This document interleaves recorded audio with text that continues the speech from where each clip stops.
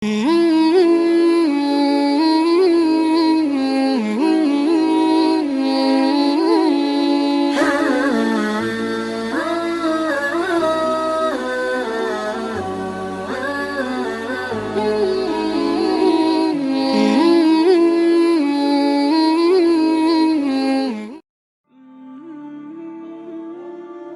باللہ من الشیطان الرجیم، بسم اللہ الرحمن الرحیم۔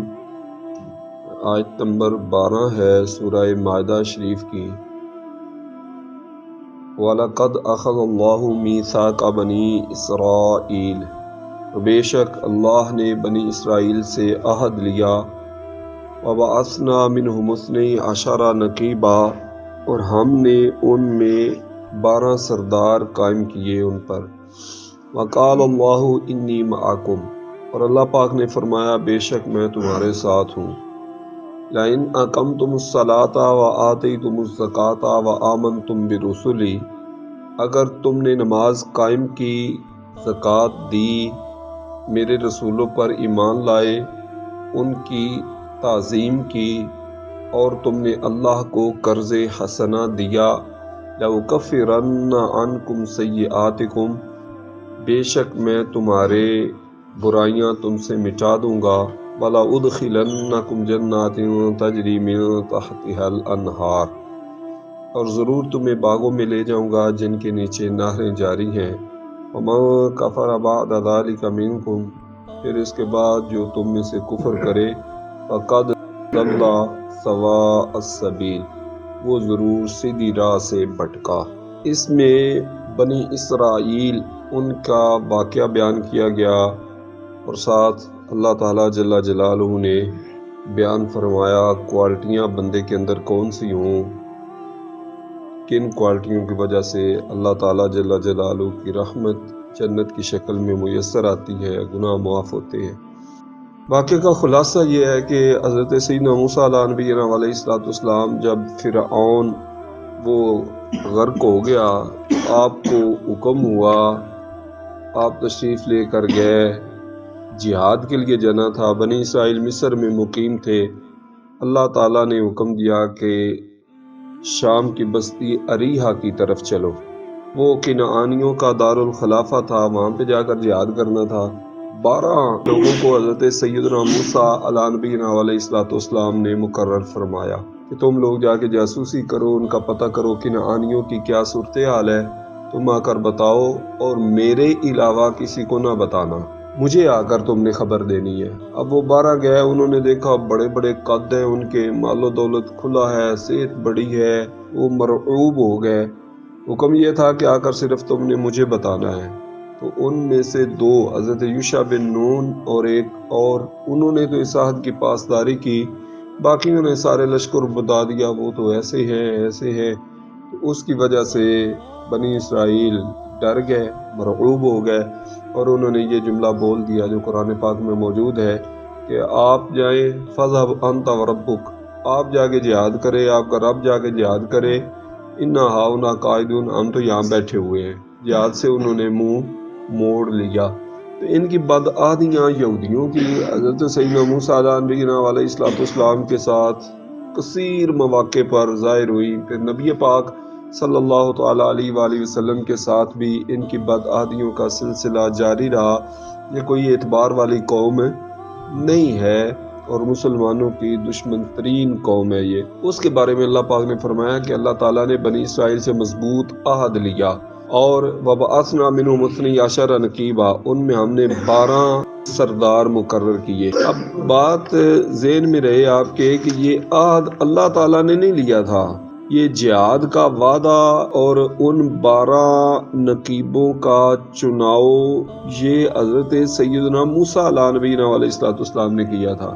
عہد بھی بنی اسرائیل سے حضرت موسیٰ علیہ السلام نے لیا، اور یہ 12 بندے ہیں جی، تم سردار ہو، تم نے آگے جانا ہے، تم نے جا کر یہ کام کرنا ہے۔ 12 قبیلے، ہر قبیلے پر ایک نقیب مقرر فرمایا۔ یہ بھی حضرت موسیٰ علیہ السلام نے کیا تھا، لیکن اللہ پاک کیا ارشاد فرماتا ہے، لقد، تحقیق، پکی بات ہے۔ لقد یہاں پر آئے اس کا مطلب یہ ہوتا ہے پکی بات ہے، بے شک، یقیناً، اخذ اللہ میثاق، اللہ نے وعدہ لیا۔ اسی طرح اللہ تعالیٰ فرماتا ہے بعثنا ہم نے بھیجے 12 نقیب۔ اب وعدہ بھی اللہ کے نبی نے لیا اور 12 نقیب بھی اللہ تعالیٰ کے نبی نے بھیجے ہیں۔ اللہ تعالیٰ جل جلالہ اپنے نبی کی طرف سے کیا ہوا کام وہ یہ نہیں کہتا کہ نبی نے فرمایا ہے، وہ فرماتا ہے کہ اپنی طرف نسبت کرتا ہے کہ اللہ نے وعدہ لیا اور اللہ تعالیٰ نے بھیجے ہیں۔ اس کا مطلب یہ ہے کہ جو رب کے پیارے بندے ہوتے ہیں ان کا کیا ہوا کام وہ اللہ کا ہی کیا ہوا کام ہوتا ہے، ان کی طرف نسبت وہ اللہ تعالیٰ کی طرف ہی نسبت ہوتی ہے۔ اور اس کی بے شمار مثالیں ہیں۔ رسول اللہ صلی اللہ علیہ وآلہ وسلم کو فرمایا گیا وما رمیت اذ رمیت ولکن اللہ رمی، جب آپ نے کنکریاں پھینکی آپ نے نہیں پھینکی بلکہ اللہ نے پھینکی، قرآن پاک کی آیت ہے۔ پھر فرمایا ان الذین یبایعونک یبایعون اللہ، جو آپ کی بیعت کر رہے ہیں وہ اللہ کی بیعت کر رہے ہیں۔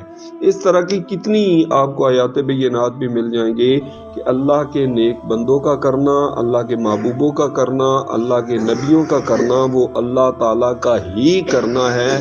یہ غیر اللہ نہیں ہوتے، یہ اللہ تعالیٰ کے قریبی ہوتے ہیں، اللہ تعالیٰ کے ولی ہوتے ہیں اور اللہ تعالیٰ کے نبی ہوتے ہیں۔ غیر اللہ وہ اور چیز ہوتی ہے، اور اللہ تعالیٰ من دون اللہ یہ بت وغیرہ ہوتے ہیں۔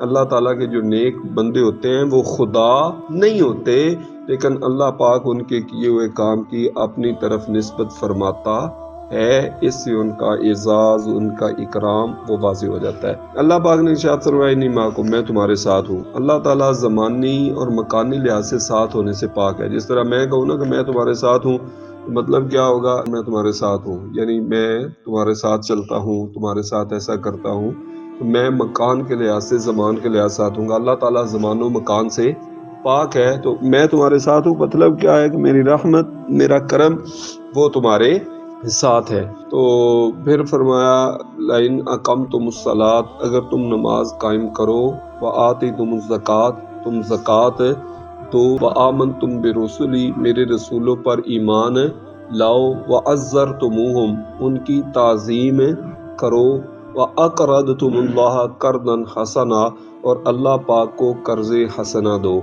کتنے فعل ذکر ہوئے؟ نماز قائم کرنا، زکوٰۃ دینا، رسولوں پر ایمان لانا، رسولوں کی تعظیم کرنا اور اللہ تعالیٰ کو قرض حسنہ دینا۔ 5 چیزیں یہاں پر بیان ہوئی ہیں، اور اس کا رزلٹ کیا بیان فرمایا؟ لَأُكَفِّرَنَّ عَنْكُمْ سَيِّئَاتِكُمْ، اللہ فرماتا ہے میں تمہارے گناہوں کو مٹا دوں گا اور تمہیں جنت میں داخل کر دوں گا۔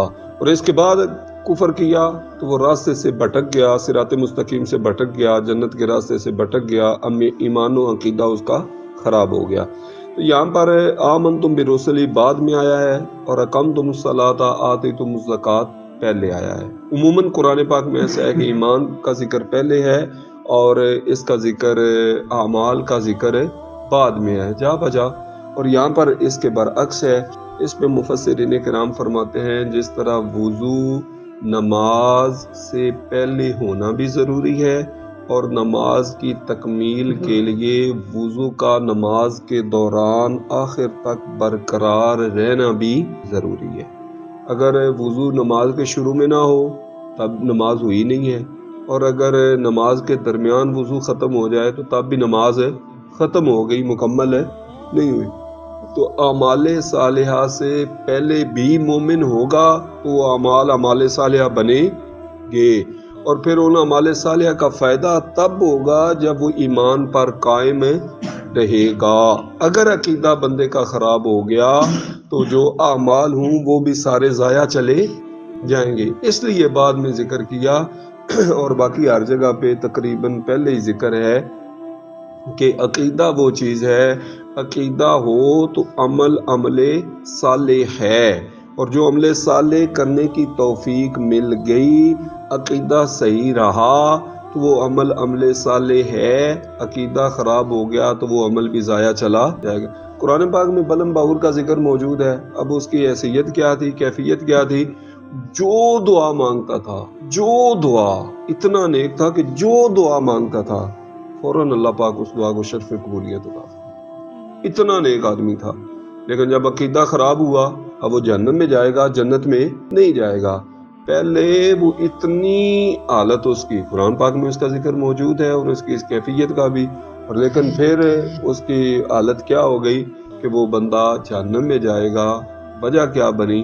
عقیدہ خراب ہو گیا۔ عقیدہ درست رہنا، عقیدہ ہو تو عمل صالح ہے، اور عقیدہ پر قائم رہے تو بندہ عمل صالح ہے۔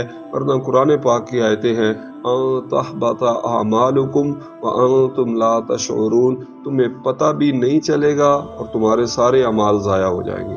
یہ قرآن کی آیت کا ترجمہ ہے، تحبط اعمالکم، تمہارے اعمال ضائع ہو جائیں گے، وانتم لا تشعرون، اور تمہیں شعور بھی نہیں ہوگا۔ یعنی تم ایک ہوتا ہے نا بندے کو پتہ چل جائے میرا سرمایہ ضائع ہو گیا ہے، ایسا نہیں ہوگا۔ بندہ اپنی جگہ پر حاجی بھی ہوگا، اپنی جگہ پر نمازی بھی ہوگا، اپنی جگہ پر یہ بھی ہوگا، اپنی جگہ پر وہ بھی ہوگا، لیکن عقیدہ گیا تو وہ سارے اعمال گئے۔ اور ایک بندے کو پتہ چل جائے نا کسی چیز کا کہ یہ چیز میری ختم ہو چکی ہے، تو پھر اس کی تلافی ممکن، تلافی کا خیال آ جائے، تلافی کی طرف توجہ ہو جائے، یہ ممکن ہوتا ہے۔ اور اگر بندے کو پتہ ہی نہ چلے، تلافی خاک کرے گا، وہ اپنی جگہ پر جو ہے وہ سمجھے گا کہ سب کچھ ہے اور پلے اس کے کچھ بھی نہیں ہوگا۔ یہ عقیدے کی گندگی کی سزا ملتی ہے کہ شعور بھی نہیں ہوتا اور اعمال ضائع ہو جاتے ہیں۔ تلافی ممکن ہوتی ہے۔ میں نے آپ کو مثال دی تھی، ایک بندہ رسول عالم صلی اللہ علیہ وسلم کی خدمت میں وہ حاضر ہوئے، رسول اللہ صلی اللہ علیہ وسلم دست شفقت عطا فرمایا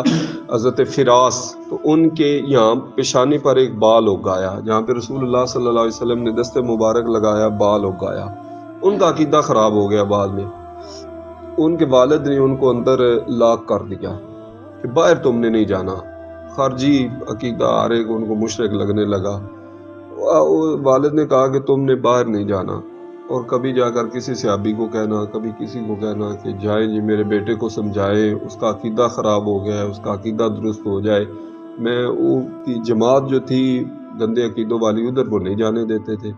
اب کبھی کوئی جا کے سمجھا رہے ہیں، کبھی کوئی سمجھا رہے ہیں، کبھی کوئی سمجھا رہے ہیں، لیکن ان کی وہ کیفیت نہیں بدل رہی، کیونکہ احساس نہیں تھا میرے سلسلہ کیا ہو چکا ہے۔ ایک وہ خیال آیا، انہوں نے کہا اچھا یہ بتاؤ، جب نبی پاک صلی اللہ علیہ وآلہ وسلم نے دست مبارک لگایا تھا تمہارے ایک بال اگا تھا، خود کہتے تھے کہ یہ میرے بال بعد میں اس طرح یوں اگا ہے، وہ بال موجود ہے کہ نہیں؟ انہوں نے دیکھا تو وہ بال موجود ہے۔ فوراً احساس ہو گیا کہ میرا عقیدہ خراب ہو چکا ہے۔ احساس ہوا، توبہ ہوئی، اللہ پاک نے رسول اللہ کے ہاتھ مبارک کی برکت دوبارہ عطا۔ یہ جو ہوتا ہے نا لا تشعرون، شعور ہی نہ ہو اور بندے کے اعمال ضائع ہو جائیں، یہ سزا پر سزا ہے ایک۔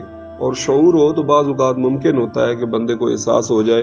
بلکہ اب یہاں پر فرمایا کہ یہ کوالٹیاں ہوں، نماز قائم، زکوٰۃ دینا، اور آگے آیا اقرضتم اللہ، قرض حسنہ دینا۔ یہ جو نماز قائم کرنا، زکوٰۃ دینے کا ذکر آ گیا، اس کا مطلب یہ ہے قرض حسنہ سے زکوٰۃ مراد نہیں ہے۔ قرض حسنہ سے مراد خلق خدا کو دینا، قرض حسنہ دینا، کسی کو مالی مدد کرنا، نفلی طور پر کسی کو کچھ دینا۔ یہ اللہ کی مخلوق اللہ کو پیاری اتنی ہے، اللہ تعالیٰ کی مخلوق اللہ تعالیٰ کو، کہ کوئی بندہ خلق خدا سے نیکی کرتا ہے تو اللہ فرماتا ہے یہ اس نے مجھے قرض دیا ہے۔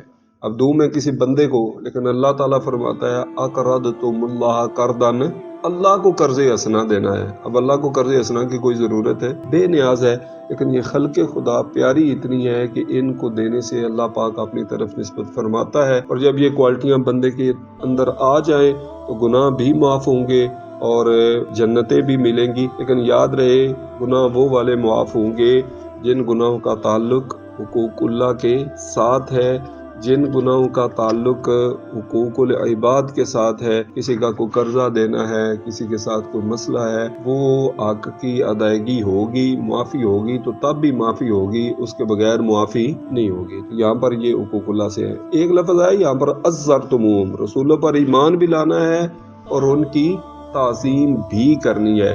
اب یہ چیز جو ہے ہمیں پیش نظر رکھنی چاہیے۔ خالی بندہ کہے لا الہ الا اللہ محمد رسول اللہ پڑھ لیا ہے تو اب وہ ایسے ہی ہیں جس طرح بڑا بھائی ہوتا ہے، معاذ اللہ ثم معاذ اللہ، یا ڈاکیے کی طرح ہے، پیغام پہنچانے والے تھے، پیغام انہوں نے پہنچا دیا، بس اتنی سی بات ہے، معاذ اللہ۔ وہ بندہ عزرتموہم پر عمل نہیں کر رہا۔ رسول عالم صلی اللہ علیہ وآلہ وسلم کے صحابہ کرام علیہ رضوان ایمان بھی لائے ہیں اور رسول اللہ صلی اللہ علیہ وآلہ وسلم کی تعظیم بھی اس حد تک کی۔ اور پھر یہاں پہ کوئی ذکر نہیں ہے کہ یہ تعظیم کرنی ہے، یہ تعظیم نہیں کرنی، بس ان کو اللہ کا بیٹا نہیں کہنا، اللہ کے ساتھ شریک نہیں ٹھہرانا، باقی جو عظمتیں ہم بیان کریں گے ہم تھوڑی بیان کر سکتے ہیں، اللہ پاک نے عظمتیں زیادہ عطا فرمائی ہوئی ہے۔ امام بصیری رحمۃ اللہ علیہ نے فرمایا فَانْصُبْ إِلَىٰ ذَاتِ مَا شِئْتَ مِنْ شَرَفٍ وَانْصُبْ إِلَىٰ قَدْرِ مَا شِئْتَ مِنْ عِظَامٍ ضَرَبَتْ طَاعَةُ النَّصَارَىٰ فِي نَبِيِّهِمْ وَاحْكُم بِمَا شِئْتَ مَدًا فِي وَاتَقِمِ۔ ان کو نصارہ کی طرح اللہ کا بیٹا نہ کہنا،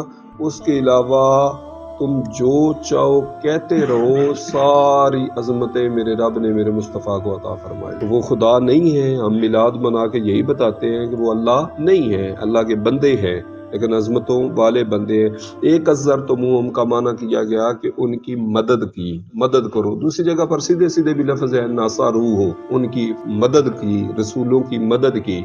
اور لکھا ہے مفسرین کرام نے رسولوں کی مدد، دین اسلام کی اشاعت، جو مشن تھا انبیاء کرام علیہ السلام کا، اس مشن کو جو لے کر چلتا ہے وہ رسول اللہ صلی اللہ علیہ وآلہ وسلم کے ان خدام میں شامل ہوتا ہے جن پر وہ مدد والا لفظ صادق آتا ہے۔ لہٰذا ہمیں کوشش کرنی چاہیے کہ ہم دین کی زیادہ سے زیادہ اشاعت کریں، دین کی خدمت زیادہ سے زیادہ کریں۔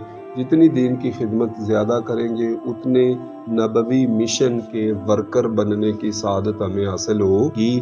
اللہ پاک تعلیمات قرآنیہ پر عمل کی توفیق عطا فرمائے۔